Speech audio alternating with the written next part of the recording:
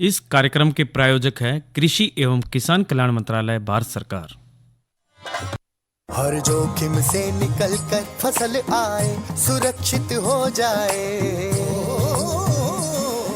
फसल बीमा से हर किसान अब आत्मनिर्भर हो जाए। संकट के समय प्रधानमंत्री फसल बीमा योजना किसानों के लिए वरदान है। अब सूखा पड़े या बाढ़ आ जाए कोई डर नहीं, अब ओले पड़े या कीट पतंगे फसल खा जाए कोई फिक्र नहीं, क्योंकि हमने लिया है प्रधानमंत्री फसल बीमा। बुआई से फसल कटाई तक हर जोखिम का दावा, न्यूनतम प्रीमियम पर अधिकतम भुगतान का वादा। योजना से हर साल जुड़ रहे हैं 5 करोड़ से ज्यादा किसान। अब आपकी है बारी। नजदीकी कृषि कार्यालय, सहकारी समिति, बैंक शाखा, अधिकृत बीमा कंपनी या जन सेवा केंद्र में स्वेच्छा से करा सकते हैं पंजीकरण। फसल बीमा पोर्टल या फसल बीमा ऐप द्वारा भी कराया जा सकता है पंजीकरण। प्रधानमंत्री फसल बीमा योजना, आपकी फसलों का संपूर्ण सुरक्षा कवच। कृषि एवं किसान कल्याण मंत्रालय, भारत सरकार। विनोद भाई राम राम।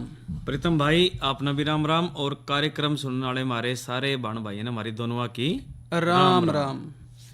तो किसान भाइयों, आज का जो किसान वाणी कार्यक्रम है इसमें हम आप खतर चर्चा लेकर आए हैं वर्मी कंपोस्ट का क्या महत्व है और क्यों कर बनानी है भाई। और दूसरी जो चर्चा रहेगी आजकल के दिनों में पशुओं की देखभाल। और भाई मौसम और कल के कार्यक्रम भी होंगे, मनोरंजन भी। लेकिन पहले क्योंकि मौसम जाड़े का चालू हो लिया और हमारे जो पशु हैं उनकी जो देख रेख है उसमें भी हमने तरीका अब थोड़ा सा मौसम के हिसाब से हम बदले हैं, क्योंकि जाड्या लिए इबन तय देख रेख हमने रखनी पड़ेगी भाई। तो स्वेटर पुराने हैं उनको, स्वेटर के भाई उन तय पराली का भी सारी चीज का, और बोरी बारी सीम लेवा अच्छी तरह जी पढ़ना अच्छी तरह देख ले ढकले तो भाई हाँ, जो खिलाना पिलाना है और जो उनका रख रखाव है, पानी तक भी पिलाना है, उसका भी अब तरीका बदल जाएगा। अच्छा, तो भाई जो गाय भैंस से बातचीत पहले विनोद भाई शुरू कर लें। सर्दी में जो भी हमारे पशु हैं, जड़े भी हम उन्हें राख रहे हैं, पशु घर है, कोई कमरा है, उसका ठीक ढंग से रख रखाव करना है। इसमें पहला तो भाई हवा, ऐसा ना हो कि कदे खुली हवा लगती हो सीधी, जाड़े में ठंडी हवा लगे उनको। हाँ, और भाई बारिश, हालांकि बारिश तो कम ही हो, लेकिन एक बार भी बरसात लग गई तो फिर वो जो है ठंड सेध सके है। इसलिए दोनों चीज़ें उसका रोकने का तरीका भाई देख लें, क्यों कर करें हैं सब अपने अपने डालते उसका जुगाड़ करें हैं। कोई छप्पर बना ले है, कोई पल्ली टांग ले है भाई, कोई कुछ और उसमें जुगाड़ कर ले है, दरवाजे बंद करके अगर वो कर सके हैं। और साथ ही भाई जो पशुओं को हमारे बिछावन है वो भी भाई सूखा चाहिए, समय समय में बदलना भी पड़ेगा, ठंडी हवा से भी पशुओं को बचाना पड़ेगा। भैंसें जो हैं विनोद भाई आम तौर पे इस मौसम में नए दूधों में हैं। ब्याने के 1.5 से 2 महीने बाद भैंस में गर्मी के लक्षण दिखाई देने लग जाए हैं, देने चाहिए अगर कोई गड़बड़ ना है तो। और भाई भैंस को गर्मी में आने के 10 से लेके 12 घंटों के बाद। अच्छा, कितने वक्त बाद? 10 से 12 घंटे बाद। हाँ, गर्मी में आने के 10 से 12 घंटों के बाद अच्छे झोटे से मिलवाना चाहिए, या जो कृत्रिम गर्भाधान केंद्र है वहाँ से भाई नए दूध उसको करवाना चाहिए। बिल्कुल। अगर भैंस गर्मी में ना आवे तो भाई उसको पशु चिकित्सक को दिखाना पड़ेगा, कुछ गड़बड़ हो सकती है। नियमित रूप से भैंस को गर्मी में अगर आना है तो उसके लिए भाई जो दिक्कतें आमतौर पे मिलती हैं उनकी बात करें तो एक तो भाई संतुलित आहार की दिक्कत आवे है। उसमें संतुलित आहार भैंस को देना है, 30 से 50 ग्राम खनिज मिश्रण भी देना है रोज़। भैंसें जो है हमारी ज़्यादातर रात ने या सुबह के समय गर्मी के लक्षण दिखावे हैं। जब भाई ये गर्मी में आवे हैं तो बार बार पेशाब करेंगी, बोलेंगी, घास कम खावेंगी, दूध की मात्रा भी घट जाएगी, बेचैनी के लक्षण भी दिखाई देंगे। क्या क्या पहचान बताई इसमें प्रीतम भाई? जो गर्मी आती है इसमें वो चारा तो कम खावेगी उसमें, और बोले भी कम की, और दूध की जो मात्रा वह भी घट जावे है, और इसी तरह जो बार बार जो है पेशाब भी करेगी और भाई बोलेगी, चारा कम खावेगी, दूध की मात्रा घट जाएगी और कुछ बेचैनी भी दिखावेगी। लेकिन कई बार भैंसों में गर्मी में आ रही है कि नहीं, ये पहचानने में कठिनाई हुआ है, क्योंकि इनकी गर्मी गूंगी रह जाए है। नसबंदी कराया हुआ झोटा अगर भैंसों के समूह में छोड़ दे तो गर्मी में आई भैंसों का आसानी से पहचाना जा सके है, लेकिन वो आजकल संभव नहीं है क्योंकि डांगर इकट्ठे कहीं चरने नहीं जाते। तो ठीक समय में फिर भी भाई अगर ध्यान रखें तो अपनी भैंस का प्रजनन करा सके हैं। और इसी तरह प्रीतम भाई, जो पशुओं के गलघोटू और जो मुंह और खुरपक की बीमारी से है, इसके बचाव का भी हमने टीका जरूर लगवा लेना चाहिए जिन्हें ना लगवाया। और बीमारी जो है पशु को तुरंत अलग कर हमने चिकित्सक तय उपचार करवाना चाहिए, यानी कि जिसका बीमारी लग रही है उसे अलग कर ले और डॉक्टर द्वारा उसे न ले जावा जी।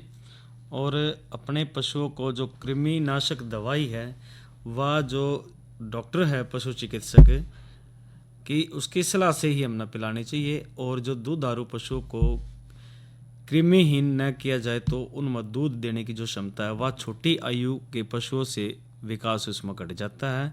और जो ब्रह्म परजीवी की रोकथाम तय भी हमने उचित प्रबंध इसमें करना चाहिए। और पशु आवास को भी हमने हर रोज़ हमने उसके नियमित अंतराल पर कीटाणुनाशक घोलता साफ करते रहना चाहिए, क्योंकि देखो साफ सफाई इसमें ज़रूरी है। अरे भाई ये बात सही कही आपने भाई, कृमिनाशक देना है पशु चिकित्सक की सलाह से देना है, क्योंकि दूध देने वाले पशुओं में दूध की जो पैदावार है वो घटेगी। और भाई छोटा जो बढ़ने वाला पशु है उसकी बढ़वार रुक जाएगी, उसमें घाटा होगा। दूसरे जो परजीवी हैं है ना, इनका भी भाई मक्खी मच्छर चीचड़ ये ख्याल इनसे भी भाई पशुओं का रखना है।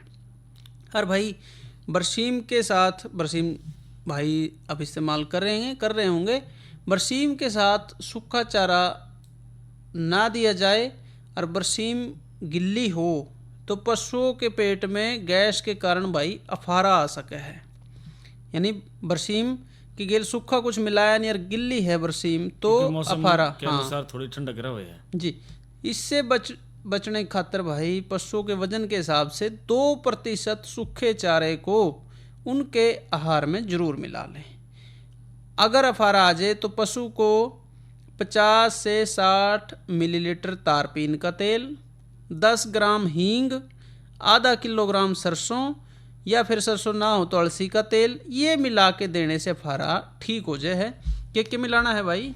इसके अंदर जो 50 से 60 मिलीलीटर तारपीन का तेल जी, 10 ग्राम हींग और आधा किलोग्राम सरसों या अलसी का तेल, इन दोनों में एक चीज ले ले, उसने मिलाकर इसमें अफारा इसमें इनका ठीक हो जाए। जी बिल्कुल सही। और भाई गाय और भैंस को जो दूध दूहने वाला है तो उनके थन को उंगलियों और अंगूठे के बीच में दबा के ना निकाल लें, पूरे हाथ से अंगूठा बाहर रख के जो पूर्ण हस्त विधि है उससे दूध निकाल लें। कई भाई क्या करें हैं कि अंगूठे बीच में दाब लें हैं, अंगूठे के बीच में अंगूठा ऐसे ना दाबें, उसको बाहर रखें, पूरे हाथ से पकड़ें। दूध निकालने से पहले और बाद में लाल दवा के कीटाणुनाशक घोल से थनों को अच्छी तरीके से साफ कर सके हैं। अगर भाई गाय भैंस पतला गोबर कर रही है तो भाई अपने पशु चिकित्सक को दिखा लें। और इसी तरह जो भेड़ बकरी की बात करें, जिन हमारे भैया ने भेड़ बकरी पाल रखी, तो भेड़ बकरी को स्वस्थ रखने तक उनने कृमिनाशक दवाई पिलानी जरूरी है। और यह दवाई हम अपने जो पशु चिकित्सक की सलाह तब न पिलानी चाहिए। और यह भाई सरकारी जो अस्पताल है डांगरा के, उन मत यह फ्री में भी मिल रहा है। और जाडा के मौसम में जो भेड़ बकरियों को जो इसमें जाडे तक बचाना था भी जरूरी है। खासकर जो मेमने हैं उनको ठंडी हवा तो बचाना चाहिए। और मेमनों का जो फर्श है वो सूखा रखना चाहिए, ये भी ध्यान रखना चाहिए कभी वो गिल्ला फर्श हो और फिर वो बीमार हुआ है। और भाई कई भाई जो है मुर्गी पालन भी ले रहे होंगे तो उसमें भी भाई जो मुर्गी घर है हमारे, एक तो उसमें भाई रोशनी का ठीक प्रबंध होना चाहिए। दिन और रात ने कुल मिला लें तो कम से कम 16 घंटे जो है रोशनी रहनी चाहिए। मुर्गियों का जो बिछावन है वो गिल्ला हो जाए तो सूखे बिछावन से बदलना है उनका भी। दिन में 3-4 बार उसको पलटना चाहिए बिछावन को। जो मुर्गियाँ ये अंडे देने नहीं लगी हैं, कुछ दिनों के बाद अंडे देने लगेंगी, उनकी चोंच कटवा लें, क्योंकि अंडे देने के दौरान ये मुर्गियाँ आपस में लड़े हैं, एक दूसरे ने जख्मी करते हैं। इससे भाई इनके अंडे देने की क्षमता घट जाए है। और भाई जो मुर्गियों का आहार संतुलित नहीं है तो वो तो फिर भाई सारे पशुओं का है अपना, उसमें वो भी ख्याल रखें भाई कि मुर्गी आहार पशु पोषाहार विभाग से या पशु चिकित्सा महाविद्यालय से हिसार में जो है वहाँ से प्रयोगशाला में जांच कराएं और जो परिवर्तन है उनके आहार में वो परिवर्तन आप कर सकें हैं। ठंडी हवा खातर खिड़कियों में झोल लगा दें और मुर्गी घर में बुरादे की बुखारी का प्रयोग करें। जो मुर्गी दाने में रेशा है वो 6 से 7% और नमक की मात्रा 0.6% से ज़्यादा ना हो। दाने को सूखी जगह पर रखें और बीमार मुर्गियों को अलग घर में ले जाएं और उनका जो है इलाज कराएं।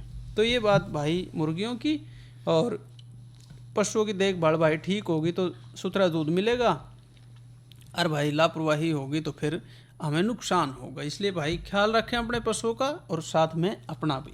तो प्रीतम भाई या तो चर्चा आपने कर ली और दूसरा ख्याल मारा एक गाना भी कर ले भाई। जी आइए सुने हैं भाइयों यू लोकगीत। और एक रागनी अब किस मौके की है कि जिस वक्त वो चंद्रगुप्त सेठानी धर्म मालकी को टापू में सूती छोड़ कर चलता है तो उस समय उसके दिल में क्या भाव थे। तो चौधरी मेहर सिंह ने एक रागनी के द्वारा किस तरह से कलम बंद किए वो विचार क्या बताया भला।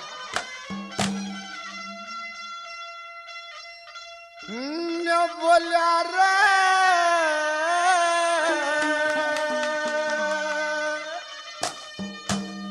वासुती छोड़ गई सठानी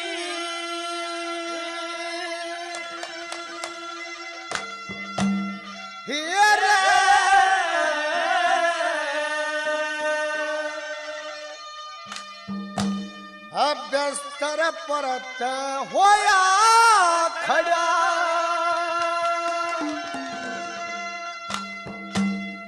हे भगवान भरोसे तेरे छोड़ बहू न चाल पड़ा सूती छोड़ गई सेठानी बिस्तर परत होया खड़ा हे भगवान भरोसे तेरे छोड़ बहू न चाल पड़ा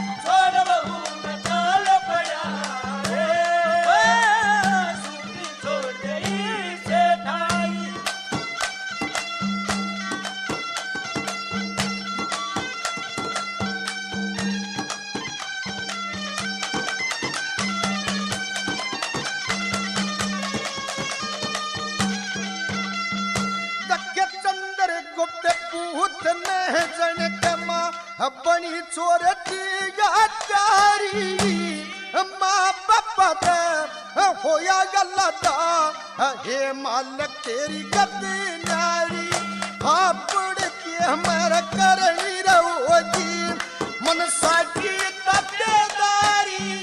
अरे और किसी का दोष नहीं मेरे रूस गए खुद गिरदारी। और किसी का दोष नहीं मेरे रूस गए खुद गिरदारी।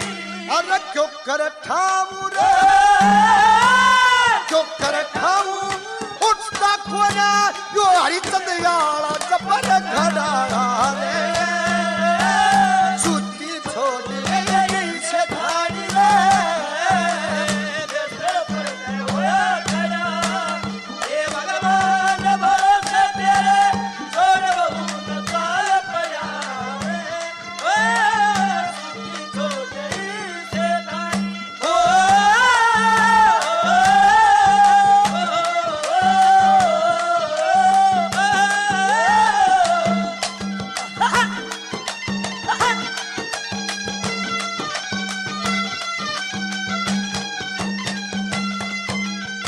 अरे क्यों कर छोटू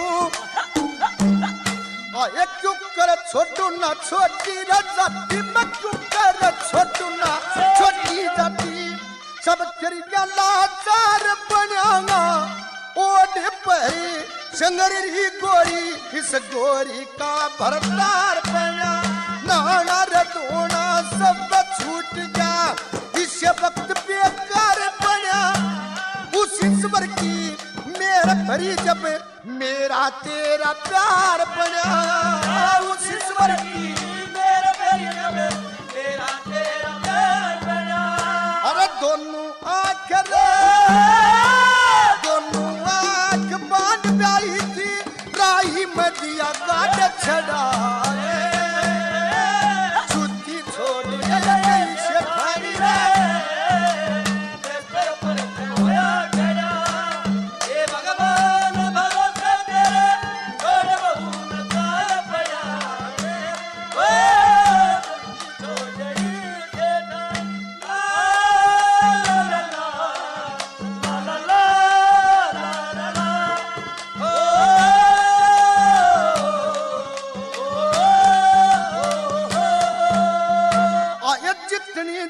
सत्तरे अप्यता की जितनी जिन्नत सत्तरे अप्यता की तार जहाज तले धरीगी बेरा न कुण खसम बनेगा धन की कई संदूक भरी ओट पर संगरी रघुवरी चरप चमक चीर चरीगी मैं मुलझम सू धर्मराज के माफी दे दिए मने परी मैं मुलझम सू धर्मराज के माफी दे दिए मने परी अरे मुझ तो देखी रे गलती ने यो काबुल का अंगूर सड़ा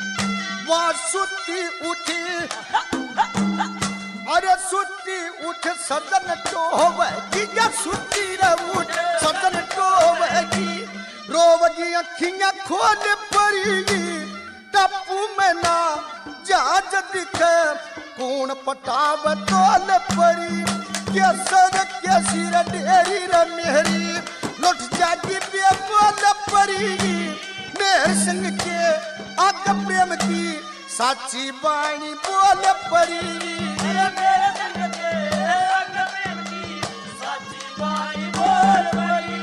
अरे दिल्ली में जाता दिखे तारा चमका उठ खड़ा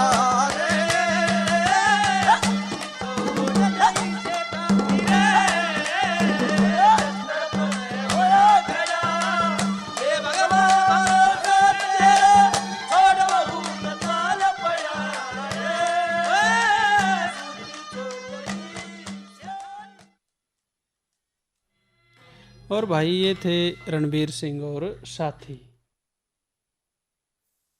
कोरोना वायरस के खतरे से बचते हुए फसल की कटाई, बिक्री, खरीद, नई फसल की जुताई और बुआई सुरक्षित हो सकती है अगर हम लगातार हाथों को साबुन और साफ पानी से नियमित अंतराल पर धोते रहें।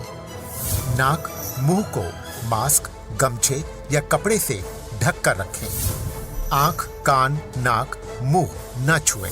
आपस में 2 गज की दूरी बनाए रखें। मास्क और 2 गज की दूरी के मंत्र को अभी हमें छोड़ना नहीं है। फसलों की बुवाई एवं कटाई करते समय आपस में कम से कम 2 गज की दूरी बनाए रखें। फसल की कटाई करने के बाद छोटे छोटे ढेरों में इकट्ठा करें। कृषि के औजारों की समय समय पर सफाई करें। एक दूसरे के साथ औजारों की अदला बदली न करें।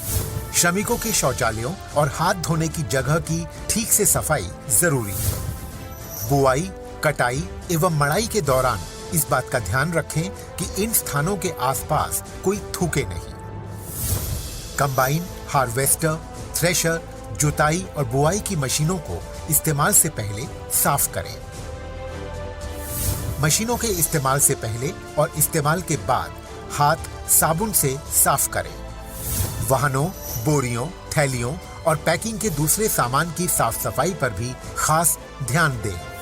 खरीद केंद्र पर आने से पहले किसानों एवं श्रमिकों की जांच। खरीद केंद्रों पर भीड़ न लगाएं एवं किसानों को बारी बारी से बुलाएं।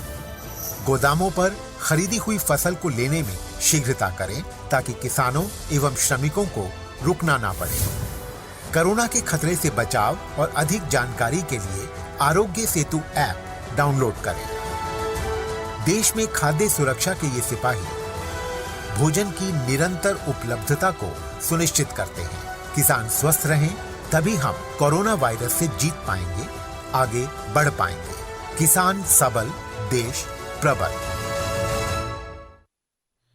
और भाई अब मौसम, और मौसम जो कह रहा है वो भाई तापमान है अधिकतम भाई 26 और जो न्यूनतम की बात करते हैं 11। और इसी तरह भाई प्रीतम भाई कल की अगर जो मौसम की बात करें तो अधिकतम 27 और जो न्यूनतम है 10 डिग्री सेल्सियस रहने की संभावना। कुल मिला के मौसम साफ रहेगा जी। और कुल मिला के कल का जो कार्यक्रम है वो भी भाइयों ने बता दें। कल भाई दिन मंगलवार है, फोन इन कार्यक्रम होगा और सब्जियों की जो बिजाई है और दूसरी ढाल की देखभाल है उससे संबंधित विशेषज्ञ हमारे स्टूडियो में होंगे। आप फोन करके उनसे बातचीत कर सकोगे। और भाई अब जो अगली हमारी आज की चर्चा है, वर्मी कंपोस्ट कैसे बनाएं और भाई क्या उसके फायदे भी हैं। अच्छा। तो भाई अब देखने में जो भाइयों के भी समझ में आ रहा है वो ये है कि जो भी हम खेती कर रहे हैं जिसमें निरा रासायनिक खाद है उसमें भाई दिक्कत आनी शुरू हो गई है।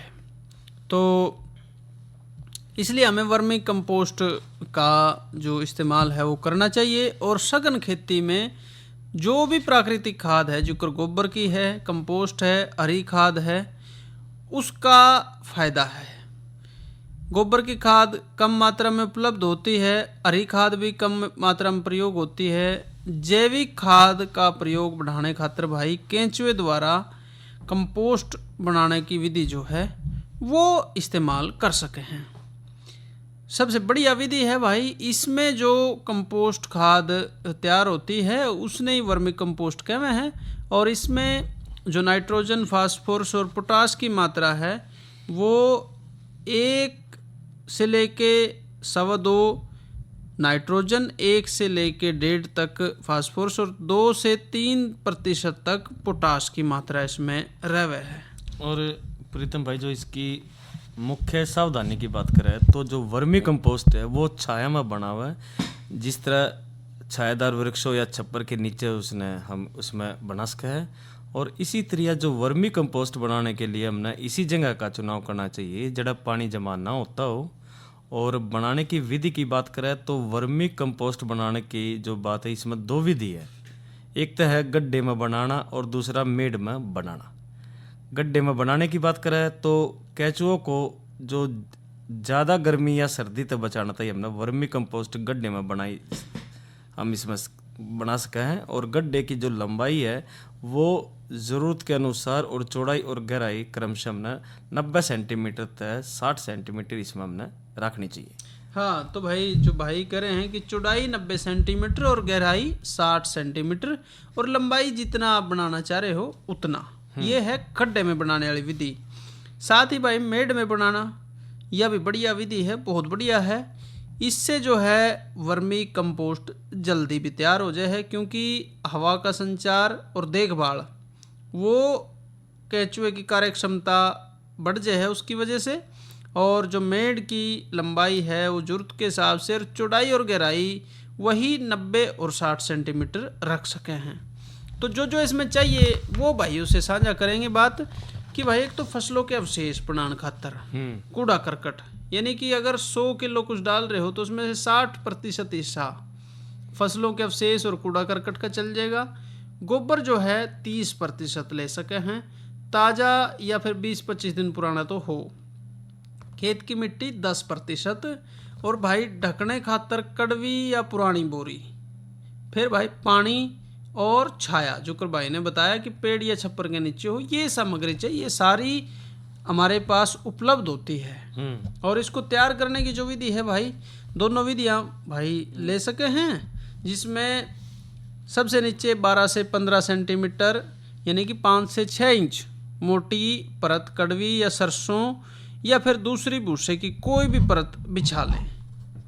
और इसी तरह जो कड़वी या फिर जो दूसरे भूसे की जो परत था हमने, उसमें हमने 10 से 12 सेंटीमीटर यानी कि 4 से 5 इंच मोटी गोबर की परत इसमें बिछावा या फिर इसमें हम लगा सके। हाँ, और भाई गोबर की परत के ऊपर फिर 1 से 1.5 फुट मोटी फसलों के अवशेष और कूड़ा करकट की परत। उसके बाद भाई फसलों के अवशेष या कूड़ा करकट की परत बिछाने के बाद उसके ऊपर 1.5 से 2 इंच मोटी मिट्टी। और भाई मिट्टी जो है किसी खेत से या फिर जड़े वर्मी कंपोस्ट पहले बनाई जा रही हो उस जगह की मिट्टी लेके प्रयोग करनी है। और प्रीतम भाई सबसे ऊपर इसमें 5 से 6 सेंटीमीटर यानी कि 2 से 2.5 इंच मोटी इसमें परत गोबर की इसमें हम लगाते हैं जी। और यह जो विधि है इसमें जिस तरह मेड या फिर गड्ढों में 400 से 500 केचुए प्रति घन मीटर या फिर 150 से 200 केचुए प्रति क्विंटल सामग्री की दर में इसमें लगा हुआ है। अगर वर्मी कंपोस्ट दोबारा उसी स्थान पर हमने बना हुआ है तो ये जो जड़ा पहले की वर्मी कंपोस्ट बनाई जा रही है और केचुए पहले से ही अच्छी संख्या में उसमें उपलब्ध हो गई, यानी कि वाई जगह में ले लेते हैं, उस अवस्था में अलग से केचुए लगाने की इसमें जरूरत नहीं पड़ती जी। तो भाई जड़े पहली वो लग रही है इस्तेमाल में हो रही है वहाँ आसान है। और इसके फायदे ये हैं भाई कि धरती में जैविक पदार्थ की मात्रा में वृद्धि हुआ है, आवश्यक तत्वों की उपलब्धि संतुलित मात्रा में मिले है, मिट्टी और पानी का संरक्षण हुआ है, पौधों की जड़ों की बढ़वार खातर ठीक वातावरण मिल जाए है, फसलों के अवशेष का भी सदुपयोग होता है और जो कूड़ा करकट है भाई उसका भी ठीक समाधान हो जाए। अच्छा और लाभदायक व्यवसाय है, रोजगार भी भाई इसमें कर सके हैं, गंदगी में भी इससे कमी आती है। बिल्कुल। तो भाई ये जो तरीका है केंचुओं को धूप से बचाना है, नमी की मात्रा ठीक रखनी है, उस पर पानी छिड़क के और प्लास्टिक के पाइप से पानी छिड़क सके हैं। और भाई पहले थोड़ी मात्रा में भाई शुरू करके देखें और ये अच्छा रहेगा खेती के लिए और व्यवसाय के लिए। जी, कार्यक्रम के इस भाग के प्रायोजक रहे कृषि एवं किसान कल्याण मंत्रालय, भारत सरकार। अरे अरे अरे क्या कर रहा है? इधर इधर इधर हम बोल रहे हैं तेरे बीजू का। उतला बोल रहा है? पक्षियों से तो हम खेत को बचा लेते हैं, पर इन घातक रसायनों से कैसे बचाएं? मतलब? देख बेटा, तू जो ये अंधाधुंध रसायन मिलाता है ना, मिट्टी की सेहत बिगड़ने लगी है और जब माटी ही कमजोर पड़ जाएगी तो उपज कैसे सेहतमंद होगी? अरे पहले ऐसा नहीं था, पूछना अपने बड़े बुजुर्गों से, कैसे फसल लहलहाती थी, शुद्धता झलकती थी। हाँ, माटी भी तंदुरुस्त और लोग भी। अरे पहली वाली बात कहाँ?